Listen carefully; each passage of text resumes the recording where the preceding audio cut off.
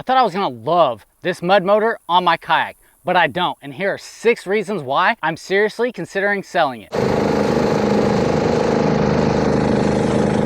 So kayaks weren't designed to handle a bunch of weight at the back end, and it's really tough and causes unnecessary stress on the stern and could cause cracks. Now granted, I have a special motor mount that I've installed, but there's still a lot of weight on the back end of the kayak. On top of that, the heaviness causes the kayak to never be able to fully plane out. I've even tried to sit farther forward in the kayak just to distribute the weight a little bit better, and I still couldn't get it to quite plane like I'd like it to. Another thing that the weight does is it makes it actually very awkward to transport, because I can't leave it on the kayak. Like I said, it'll damage it.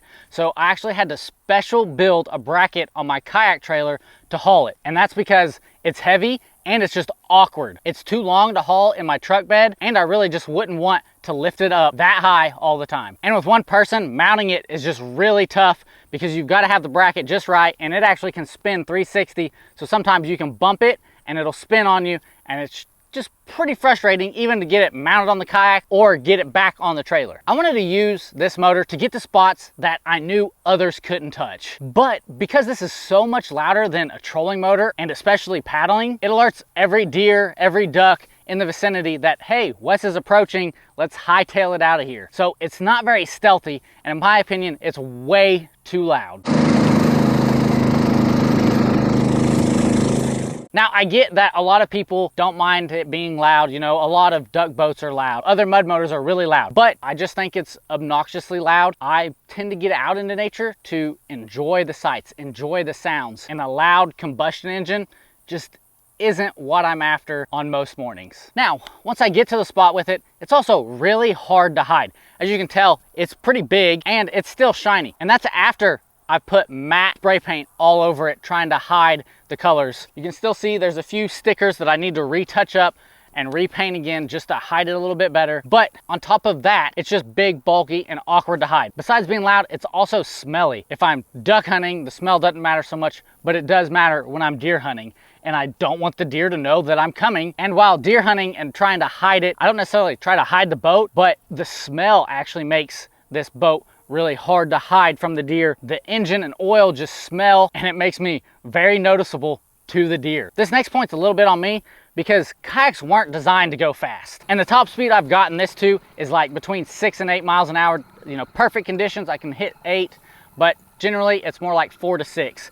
And I can get about 4 miles an hour no matter the conditions with my trolling motor. And at that speed, it feels a lot safer with the trolling motor. And also, if I was to hit a log or a rock going at 8 miles an hour, it's gonna crack the hull and completely probably sink my kayak, to be honest. Then I'm screwed, stuck out in the middle of nowhere with no transportation back. Speaking of no transportation back, this motor has actually left me stranded on multiple occasions. Now, granted, part of that is my fault because I went Harbor Freight route and got the cheapest motor that I could find. So one time I was out fishing, I used it to get to the spot, and I was coming back and I could not get it started again. I finally got it started and it died again. And then I couldn't get it started again. And this is all in the same stinking trip. So I'm already frustrated. It's really hot out. I'm pouring sweat. I've drank the last of my water trying to get it started, and I'm not feeling so hot. So I decided to paddle back the 1.5 miles, almost 2 miles, back to my truck with this heavy motor on the back and then all my fishing gear. Thank goodness, as I'm paddling, I noticed this pontoon that looks really familiar. Paddle a little bit closer. It's one of my good friends, the Clarks.